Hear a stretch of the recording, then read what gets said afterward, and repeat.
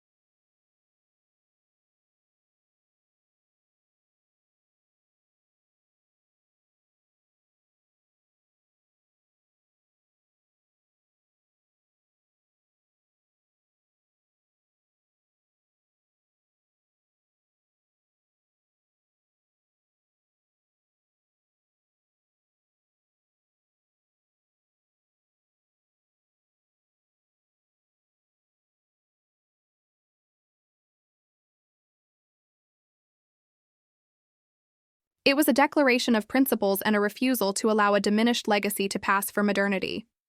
She wasn't just supporting a family's deportation, She wanted to be held accountable. In order to understand the extent of her threat, it is necessary to look at the beginnings of the silent struggle between step loyalty and blood loyalty that initially developed behind palace walls. A story of two paths, ancestral versus blended family. From the beginning, Catherine's journey into the monarchy was marked by discipline, constraint, and unwavering devotion to the institution. She became a member of the royal family not to change it, but to embrace it, to acquire the secret customs, the necessary restraint, and the great sacrifices it demanded. Her middle-class upbringing, which ardent traditionalists formerly viewed as a liability, had fostered in her a deep respect for the customs and demands of the monarchy. For Catherine, monarchy was a serious duty that had been passed down through the ages and was protected by duty and tradition rather than a place for individual expression. On the other hand, Camilla came in by a completely other door. Her path was molded by her steadfast resolve, not by her ancestry, and ultimately by a royal compromise. Through a carefully orchestrated public rehabilitation, her relationship with Charles, which had initially been a contentious one that threatened the monarchy, had evolved into reluctant recognition and, eventually, an official title. But her arrival was always marred by rumors of wrongdoing, questions about her sincerity, and a lingering air of scandal that never entirely went away. A shadow hung over Catherine's conscience as Camilla's family, her son Tom Parker B's daughter Laura Lopes, and their children began to show up at formal events more frequently with senior royals. It was more than just looks. It signified a significant change inside the royal setting.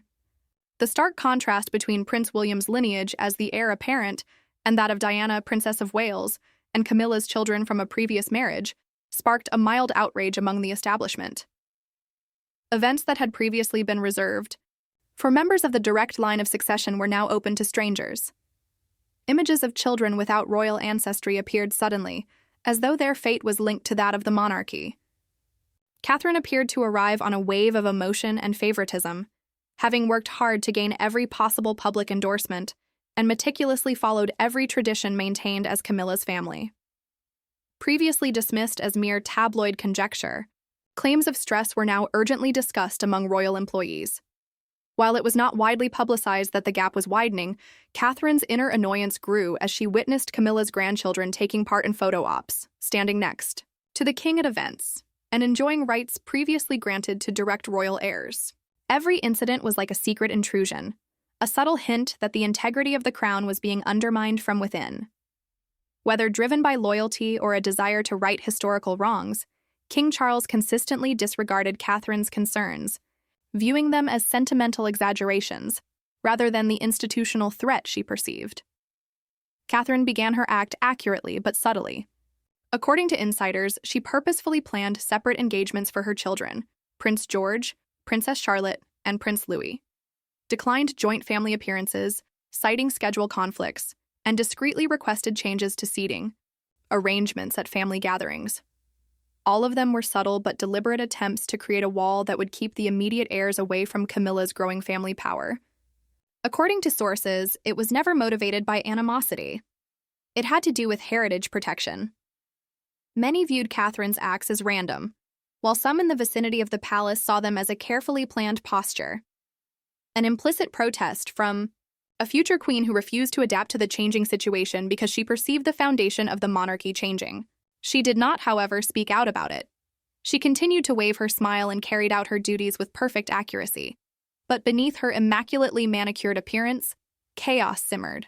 Her silence was hardly a sign of surrender. It was a plan of action.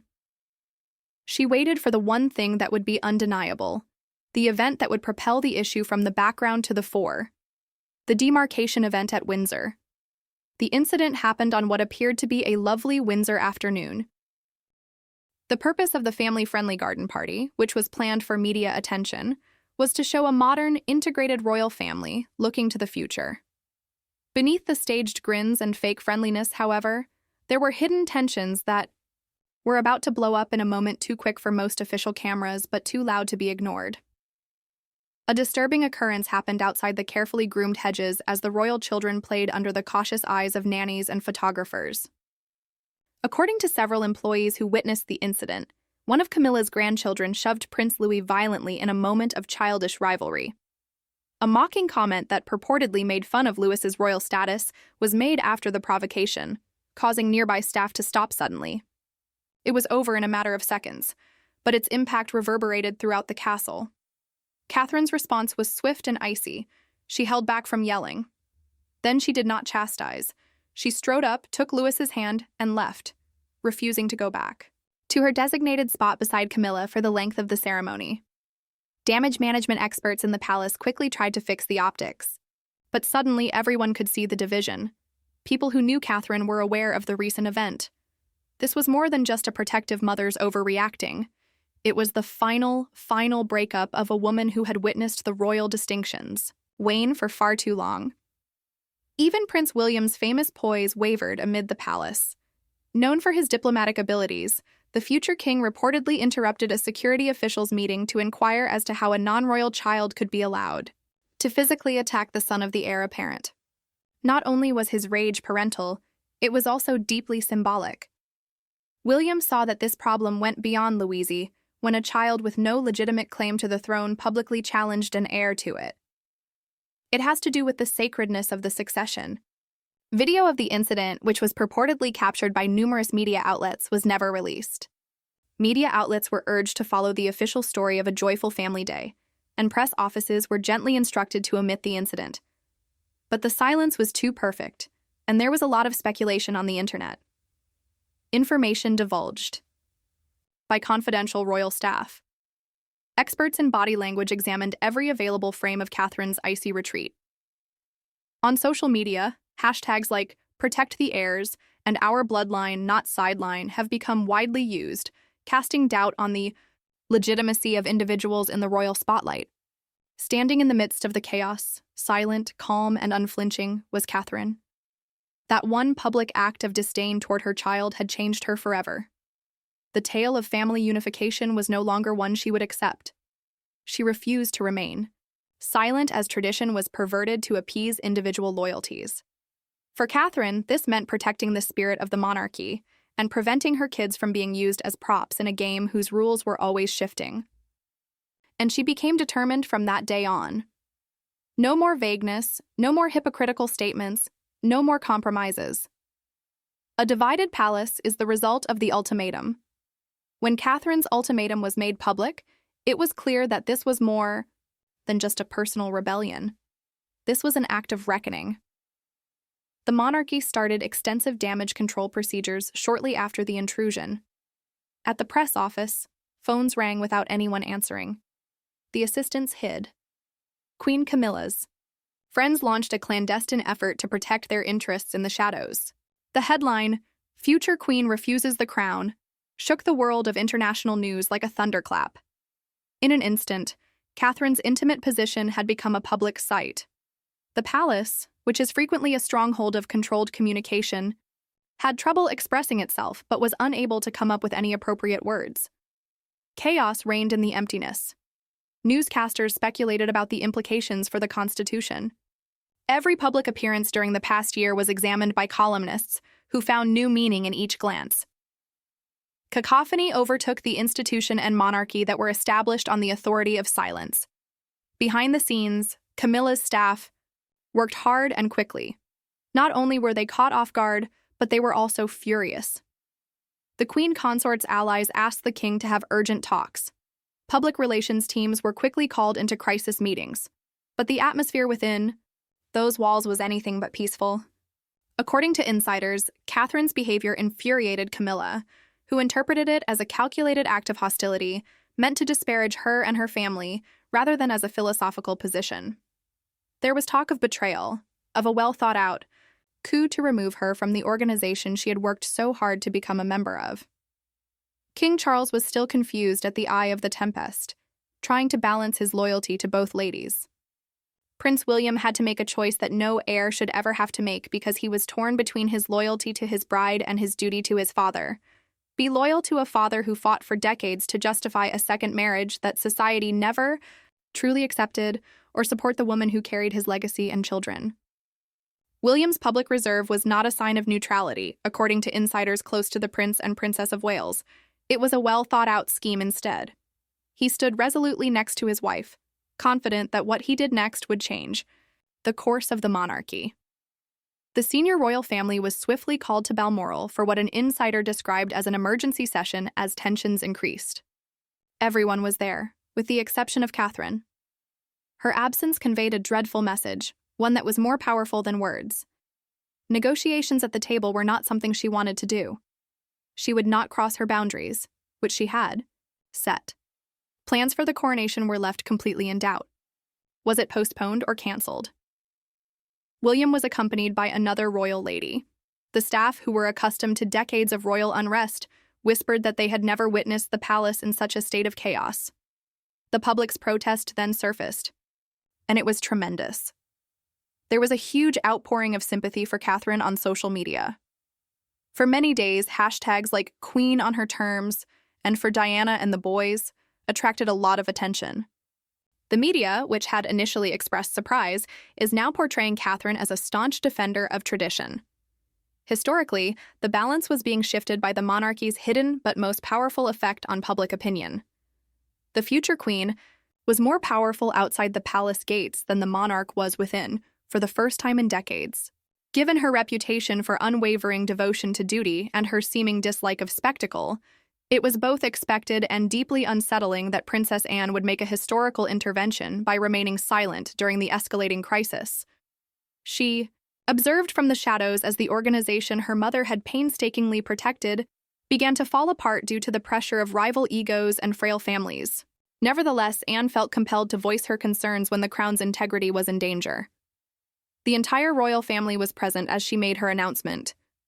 Only King Charles, Prince William, Catherine, and Anne were present at the private meeting where the intervention took place. Just blood, without advisors or courtiers. Anne arrived with a terrifying, indisputable certainty, rather than with rage. She held a letter that would send shockwaves across the royal apparatus. Written in the latter months of her life, it was a private letter from Queen Elizabeth II. The contents, which will not be made public, allegedly express the late monarch's clear vision for the future, one that is protected by tradition rather than masked by flimsy inclusivity. According to someone with direct knowledge of the conference, the assertions are clear-cut and direct. Those of the blood must continue to hold the crown. Compassion does not maintain the monarchy. Ancestry is what it is.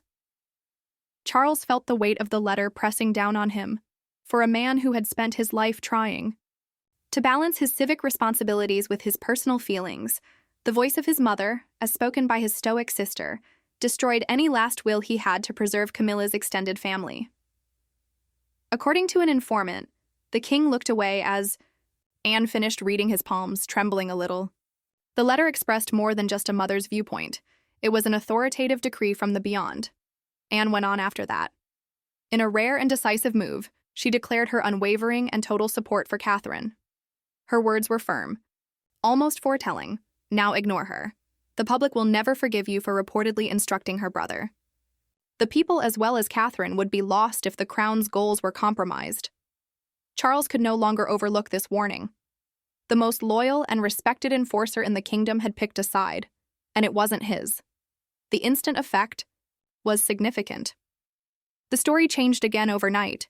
Even though the public never saw the letter detailing Anne's unwavering stance that penetrated media channels. Finally, the most unassailable member of the royal family has spoken up.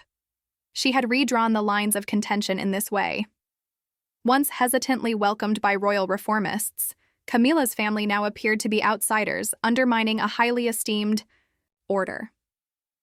Opinion polls were overwhelmingly in Catherine's favor. Editorials demanded that royal procedure be put back to its original use.